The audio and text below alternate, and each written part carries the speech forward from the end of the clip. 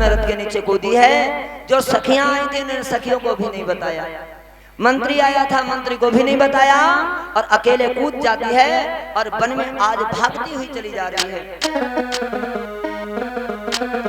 कि कागा सब तन खाई है, मेरो चुनी चुनी खाई है मांस, तुही ने नाम दिखाइए मैं पिया मिलन खिया। रानी बबरेखा सोच रही इतना सुंदर मौसम है, इतनी सुंदर हवा चली, काश मेरे पिया होते साथ में तो कितना अच्छा लगता। रानी बबरेखा घनघोर जंगल में पहुंच जाती है।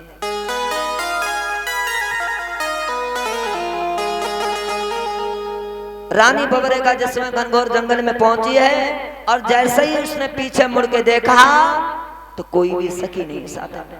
अरे चंपा सखी कहाँ चली गई हो, अरे शीला कहाँ चली गई हो, अरे मेरी बहना तुम कहाँ चली गई हो, मुझे बहुत डर लग रहा है। लेकिन उन सखियों तक आवाज नहीं पहुंच पाई, रानी बबरेखा की आवाज नहीं पहुंच पाई। मेरे बंधुओं एक पेड़ के नीचे रानी बबरेखा बैठ करके रोने लगी।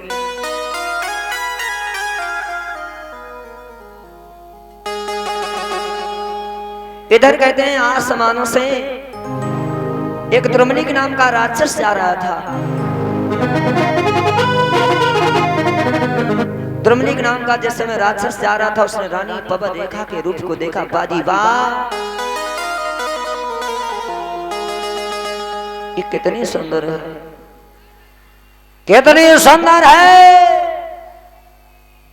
अरे कितनी सुंदर है। अरे रूप देखी पागल भयो, अरे मेरे प्यारे बाले मन में करो रे विचार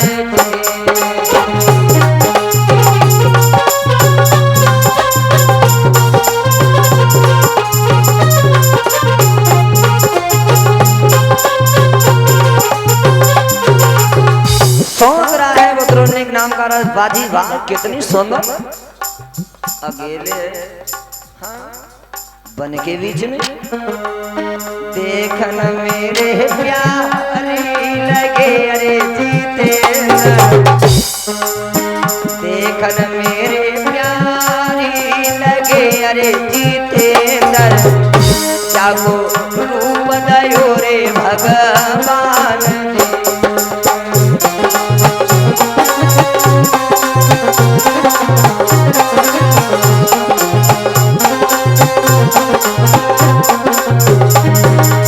कितनी सुंदर है प्यारे पाई समय नीचने, अरे जीते कोई रूप रे बदलो सरदार जी।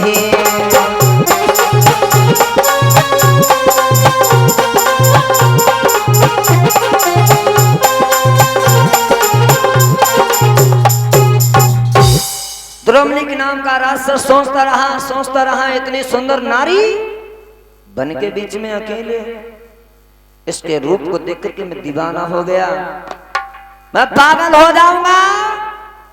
तुरंत उसने उसके मन की भावना जान ली बबरेखा के कि ये महाराज उग्रसेन को उस समय बबरेखा याद कर रही थी। तुरंत फौरन ही आज महाराज उग्रसेन का उस नीच ने भेष बनाया और जाकर के रानी बबरेखा के कहते पीछे से पहुंचा, अकस्मात पहुंचा है जैसे। रानी हाँ स्वामी। अरे तुम रानी तुम क्यों रो रही हो? अरे तुम कैसे आ गए?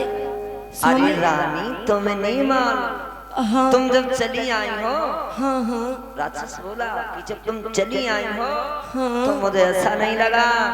कैसा लगा? अच्छा नहीं लगा, और मैं पीछे पीछे तुम्हारे रथ के पीछे पीछे चलाया, लेकिन तुम जब रथ से कूदी तो मैं भी तुम्हारे पीछे पीछे आ रहा और बोला वो नीचे कि बोला वो प्रिय रुधन मत कर, हाजिर है तेरा रथ।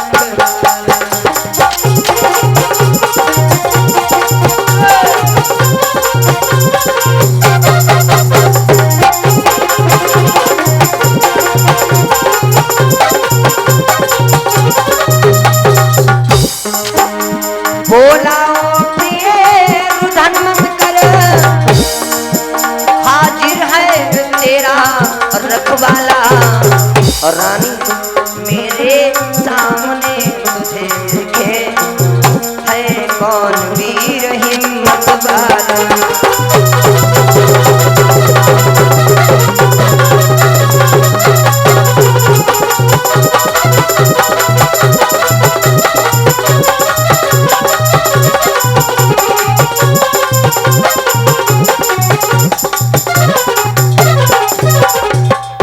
अरे रानी बोला वो प्रिय रुधन मत कर, हाजिर है तेरा रखवाला।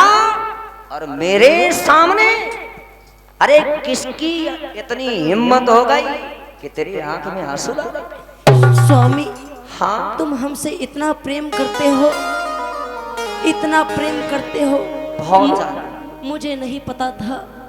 देखो रानी हाँ एक बात कहें, हाँ हाँ बोलो स्वामी। आज तुम सब दिनों से हमें बहुत सुंदर लग रही है। अरे ये कैसी बात करते हो? आज बात क्या करते हैं, जो हकीकत है वो हकीकत बता रहे। तुम्हारी जो केसों में गजरा लगा कर गया हो बड़ा सुंदर लग रहा है। रानी तुम मेरी मन की बात जानती हो। अरे आज रानी एकदम कहने लगी, महाराज कैसे तुम बेवकूफी से बात कर रहे हो? अरे दिन में 25-20 काम नहीं करते महाराज, पाप लगता है दिन में करने से। अरे आप तो कहते हैं राजा हो, और राजा ऐसी बातें करे शोभा नहीं देता है। ओ कृष्ण के भेष में 100 रुपया बोला, क्या तुम मेरी बात को काट देगी? क्या तुम मेरी बात को काट देगी? अपने पति की बात नहीं मानेगी? रानी पवन एक हाथ जोड़ करके बोली, पैरों में गिरी महाराज मान गई ना। अरे तेरे पैया पड़ू सजना, मत बातें बोलो ऐसी। तेरे पैया पड़ू राजा, मत बातें बोलो ऐसी।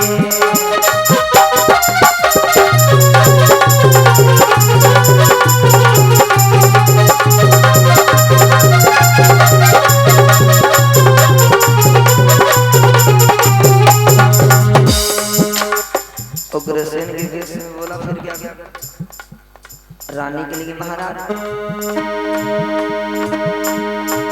मान गई है ना? नहीं नहीं मेरे बंधुओं, आज कहते पवन रेखा के साथ में उसने खिलवाड़ किया। एक झाड़ी के कहते किनारे गया है और नारी का धर्म प्रतिबद्ध नष्ट भ्रष्ट कर दिया। महाराज नीच ने अरे जुल्म गुजारी दया, अरे रानी पवन रेखा को, अरे रानी पवन रेखा को, अरे धर्मों की गाड़ी दया, रानी पवन।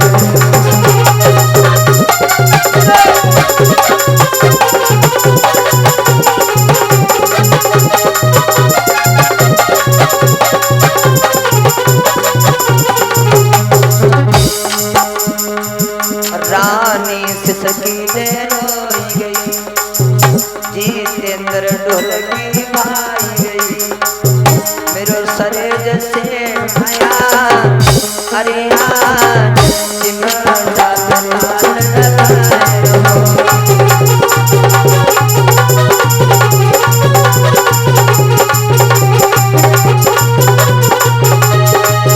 तेरी ढोलकी बनी गैया,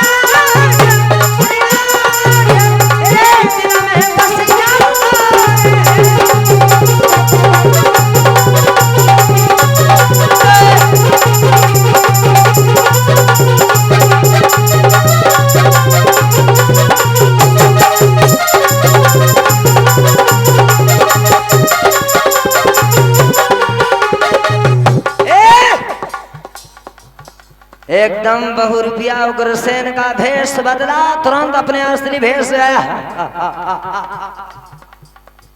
जानता था रानी पवन का नीचे तूने मेरे साथ, हमने क्या सोचा था और क्या तू निकला।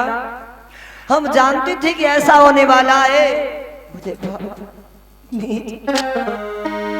तूने मेरे साथ में जो कार्य किया है, मेरा तूने प्रतिबद्ध धर्म नष्ट भ्रष्ट किया नीच। अगर ऐसा ना किया होता तो मैं अपने तपोबल से तुझे अभी जला करके राख कर देते थे। और रानी पवन रेखा बोली कि अरे तेरो हुई है सत्यानाश और अभागे धर्म बिगाड़।